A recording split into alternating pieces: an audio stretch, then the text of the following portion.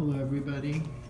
This is the elevator in the business building at Mercer County Community College where I go. This is an Otis.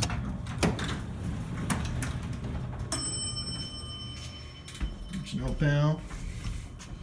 Let's go to floor 3. Door will close in a second.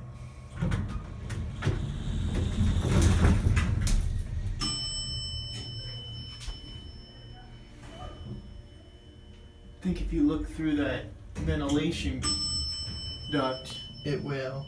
You can actually see up the shaft, but in case somebody needs to get on, I'm not going to. Just going to go back to 1.